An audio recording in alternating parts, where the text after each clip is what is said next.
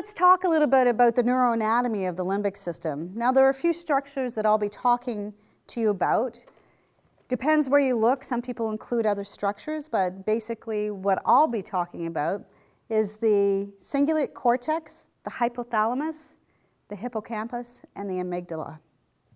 And you don't have to remember this at all. It's just really for your information so that you know what area I'm talking about. The amygdala processes survival-related information and encodes emotional memory. So again, the amygdala processes survival information and encodes emotional memory.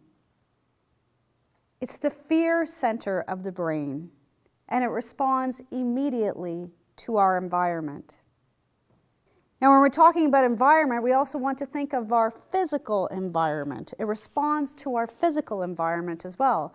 So say you were in a car accident, or you had a chemical exposure that was too much for your brain to tolerate, then that would activate the amygdala as well. Or when we are feeling emotionally threatened, that will stimulate the amygdala as well. So whether it's physical trauma or emotional trauma, or when you are feeling threatened internally by a bacterium or virus, that will also stimulate the fight or flight response. And oftentimes that's what happens with people who have chronic fatigue syndrome. They remember a time in their life when they had a virus prior to becoming so fatigued that they couldn't get out of bed. So again, people with chronic fatigue syndrome, more often than not, will remember a time when they had a virus prior to becoming chronically ill. So what happens is that the brain registers that virus, and then it goes into that traumatic looping response, that limbic system response, and it just never gets out of it. And that's also why, for people with chronic fatigue syndrome, once they change their limbic system, that their symptoms actually go away as well. So there was a woman that I trained in Victoria last year, Elena, and Elena had chronic fatigue syndrome since the age of 10 years old, and she was 30 by the time she came to see me. And it took Elena 2 hours to get out of bed in the morning because that's how much pain she was in, and her head hurt constantly. She also had sensitivity to light and sound. Within 3 days, within the workshop, she noticed that she didn't have a headache, and that was her first sign that something was changing. 6 months later, she was fully recovered. She no longer has sensitivity to light or to sound, nor does she have chronic pain, nor does she have headaches. She also used to have chemical sensitivities as well, and she doesn't have that anymore as well. And I remember she said she had gone to a friend's wedding, and she thought to herself, wow, nobody must be wearing perfume here, because she wasn't reacting. And then she thought, oh, I'm at a wedding. Chances are there are going to be people here wearing perfume. It's just that her body was no longer reacting to it. So it was actually a surprise to her. She just didn't notice it. So she went from having it take 2 hours to get out of bed to hiking 32 kilometers in a week. And for the first time in her life, she's actually booked a holiday.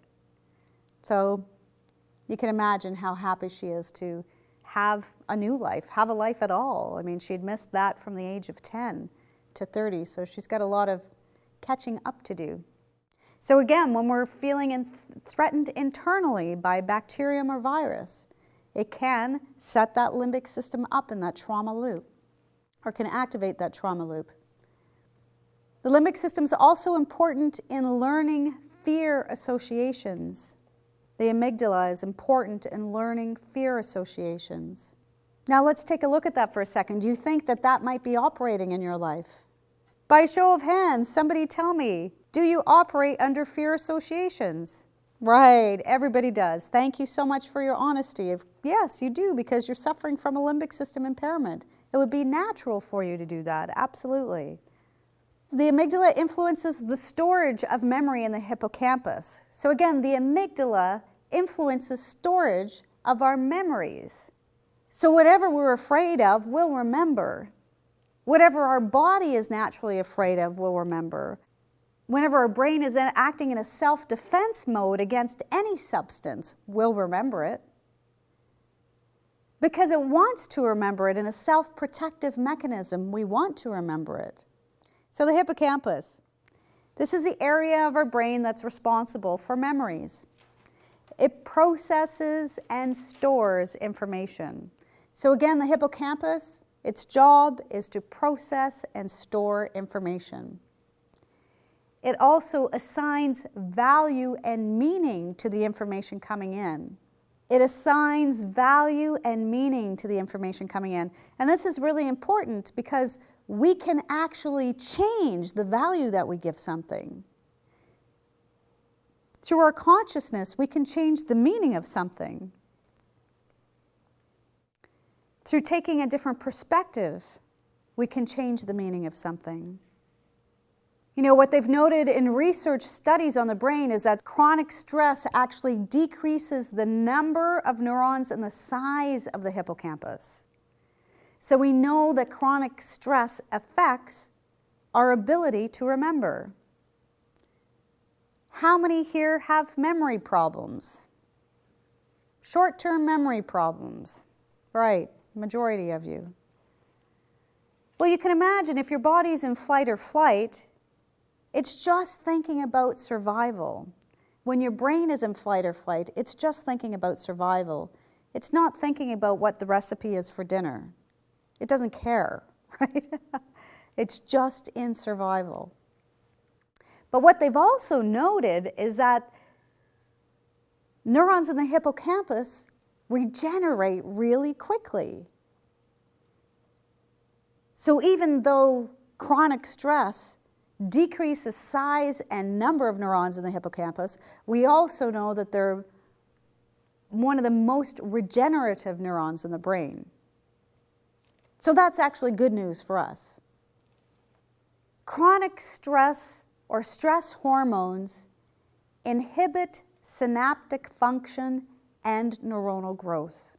It means that the synapses aren't firing as quickly as they could. That new neurons aren't growing as fast as they could. Now let's talk about the hypothalamus for a minute. The hypothalamus is like our own internal chemist. It links the nervous system to the endocrine system via the pituitary gland. It's the health managing system of the body. And whatever it does, it's always trying to create a state of equilibrium. It's also involved in generating behaviors in eating, in drinking, in sensory alertness. It's also responsible for your energy levels, for rage or aggression, and also for sexual arousal. Again, it's always trying to maintain a state of equilibrium. It is the center for powerful brain hormones. It's regulating things without you having to think about it. It regulates your body. It's always trying to maintain some sort of equilibrium. And let's talk about the cingulate gyrus, or the cingulate cortex. Now, when I started to research this part of the brain, I found it very, very interesting. Because what I found out is that it's associated with pain and emotion. It's actually the place in the brain where pain and emotion meet. And what I also discovered is that it mediates the response to noxious stimuli. And I thought, I wonder if this is the part that's not working functionally. Because for people that have chemical sensitivities, with any chemical, even the smallest amount of chemical, Your brain responds with a noxious stimulus response. Does anybody get that? Who's experienced that? Yeah, right. Make sense?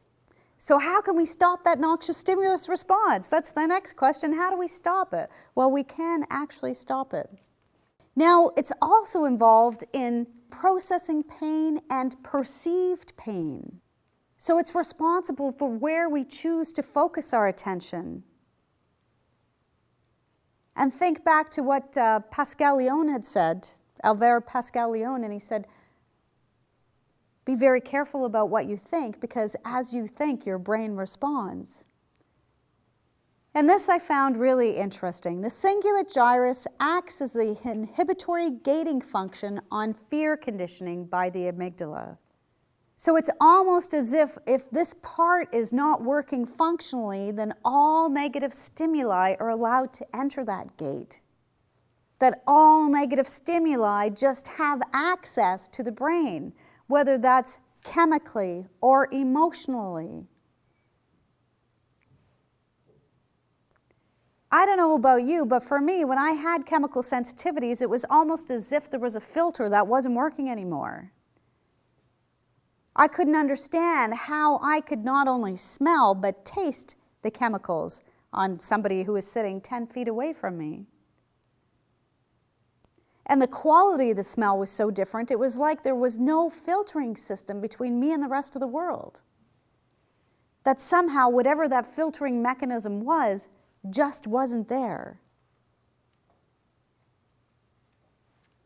So can we correct that? Yes, we can, through neuroplasticity and retraining the limbic system. So again, when that gateway isn't functioning, all negative stimuli is allowed to enter. It'll also keep us in emotional loops. Negative spiraling down emotional loops. One negative thought after another negative thought, after another worry, after another worry, and then throw in some pain and chemical sensitivities and chronic fatigue. Or anxiety. You know, I remember when I was sick, and I'm a pretty good observer of myself. You know, I've been very trained to be a curious observer of self. And I remember when I was sick, I would just watch, you know, what are the contents of my mind? What's going on? And what I noticed is I jumped from one worry to the next worry, to the next worry, to the next worry. And no matter what I did, it was almost as if it had a life of its own. So impairment in the cingulate gyrus is also associated with severe depression and obsessive compulsive disorder. It's like there's a siren that goes off in your brain. And once that siren goes off, all kinds of things start happening to various systems of the body. Now you can imagine if all the cells in your body or all your brain acts as a small community. And there are cells there that are responsible for building, and there are people there or cells there that are responsible for nutrition and feeding everyone. And then there are other cells there that are responsible for removing waste products. And you've got this community of people, of cells that are working together to function in this community. But once the alarm goes off, all of that stops because they're only concerned for their own survival. So what is paramount at that point of time is, how do I survive? Not how do I work with you, but how do I survive? And I have an example of this, actually, this whole kind of fire siren raid example. I grew up on an Army base. My father was in the Air Force. And I lived on a base on the northern tip of Vancouver Island called Holberg.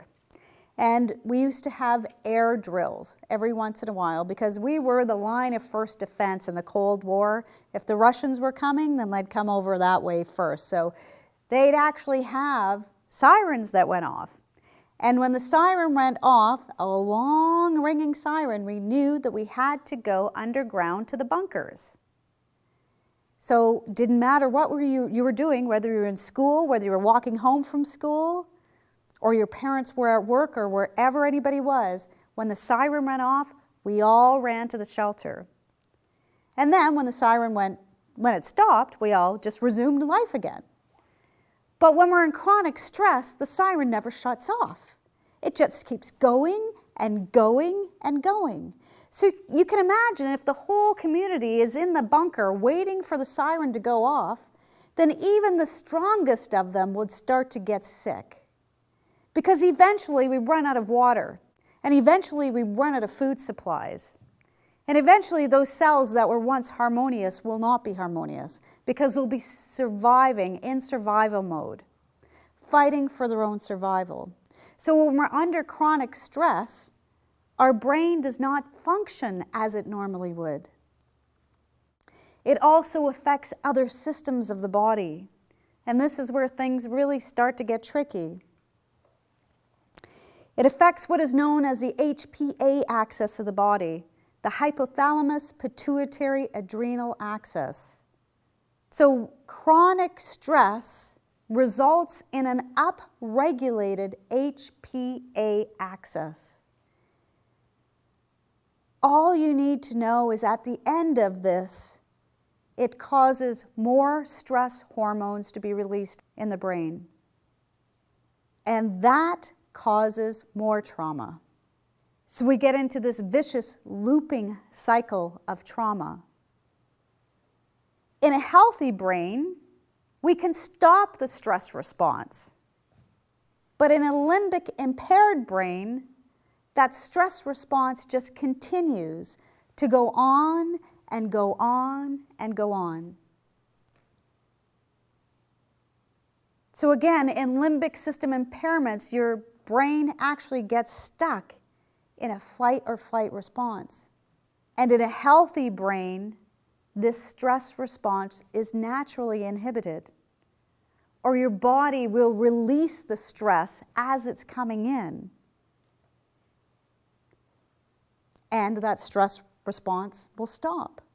But when it's chronically on, it just keeps going and going and going. So part of our job is to start to recognize that stress response and bring conscious awareness to that stress response so that we can stop it. Physical, emotional, or mental trauma can cause extreme cross-wiring in the limbic system. Again, physical, emotional, or mental trauma can cause extreme cross-wiring in the limbic system. Any kind of sensory stimuli can activate that stress response. That's why it's not uncommon for people who are chemically sensitive or who have chronic pain to also be sensitive to light, or to be sensitive to sound, or sensitive to touch, or have chronic pain. Again, stress turns on our internal chemistry, which reinforces we really need to watch our stress levels. We need to manage our thoughts in a different way. We need to manage our emotions in a different way so that we're not continuing to ride on that looping trauma circle. So with limbic system impairments, we must relearn how to inhibit that stress response. That stress response has been repeated so often that it's unconscious. It's just something that your body does. That's why it feels like you have no control over it. But I'm telling you that when you bring conscious awareness to your stress response, it will stop sending those messages to your body. Remember, your hypothalamus is always trying to maintain a state of equilibrium. It encounters a chemical. The anterior cingulate gyrus says, oh, noxious stimulus response. It sends a message to the amygdala, and the amygdala goes, everybody be in fear. And the hypothalamus says, yes, everybody's in fear, and increase your heart rate, increase your blood pressure. I want your body to flush. You know, we want to be able to control the situation somehow, and this is the only way that we know how. And your hippocampus, in the meantime, is going, everybody remember this. Everybody remember what's going on because we want to make sure that this doesn't happen again. Is this making sense? Great. So we need to learn how to control this unconscious stress response. So cross-wiring in our limbic system can alter our ability to perceive pain and sensory stimuli. Again, pain can just be a looping circuit in the limbic system. And once that circuit is interrupted, it's not uncommon for people to completely alleviate pain that has been around for 17, 20 years or even more. Damage to your limbic system can alter the way that you emotionally respond to situations in your life. You know, it's not uncommon with people who have chemical sensitivities to react in rage. And not because they want to be rageful, but because that's the body's autonomic response, is to go to that feeling of rage. For me, I used to cry immediately. On any exposure, I would just spontaneously start crying. Not because I was sad, not because I was upset, but because it was just the body's response, the autonomic response, or the automatic response to that stimuli. Cross-wiring in the limbic system can alter your ability to smell and taste. Again, I know this to be true, and anybody who has chemical sensitivities or has chronic pain knows this to be true. Because you know, if you've had chronic pain, that it doesn't make any sense. That sometimes it just doesn't make sense. That the tissue itself will have healed years ago, yet the pain lives on. Because the pain has taken up its own pattern. So yes, it can alter our ability to perceive pain and to perceive chemicals, either sense of smell or taste. And how many people here have had that experience for themselves? The ability to smell or taste chemicals? Yeah, absolutely. When the cross-wiring results in pain or fear, we will naturally want to avoid these experiences. It makes sense, right? Why would we want to? Our brain's in a self-protective mechanism. When it's cross-wired, when that stimulus is cross-wired with fear or pain, we will naturally want to avoid those experiences. And if that stimuli is cross-wired with fear or pain, our focus on it actually takes up more real estate in our brain, because then we're focusing on it too. So not only is the injury there and it's causing cross-wiring in the limbic system, but now we're focusing on it too. So we want to get off the stress wheel. So here we are on the stress wheel. So we have some kind of injury or stress that causes injury, whether that's chemical or physical or emotional, and that leads to pain. Do you think being in pain would change the way you think? Anybody? Yes, absolutely. Do you think that that would change the way that you feel? Absolutely. Do you think that that would change your behavior or have an effect on your behavior? Yes, it would. Do you think that that would influence your experience of life? For sure. Do you think that that experience of life would lead you to certain belief systems that you hold to be true about life and the world in general? Do you think so? Absolutely. So what we're going to do is get you off the stress wheel.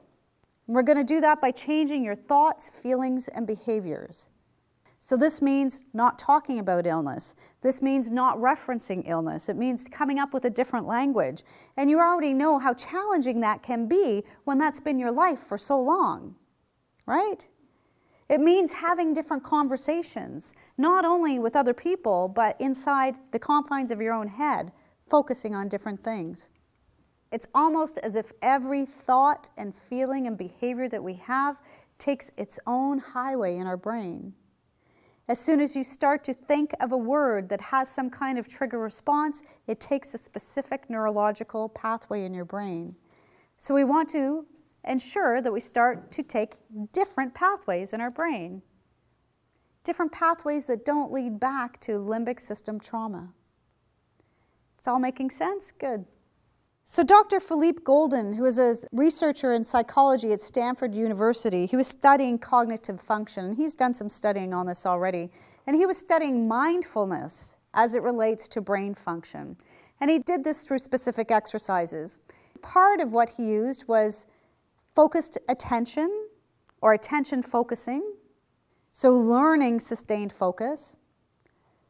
He also used attention distraction, how to distract your attention from something.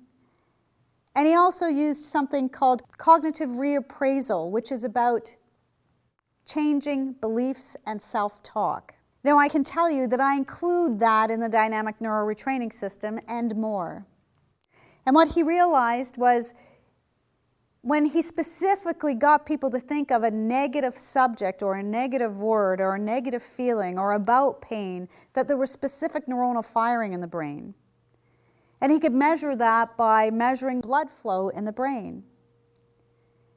And when people were thinking of negative associations, what came back is it stimulated the amygdala, which is exactly what we don't want to do. We want to retrain that part of our brain so that it no longer keeps stimulating the amygdala in a negative fashion. So how do we do that?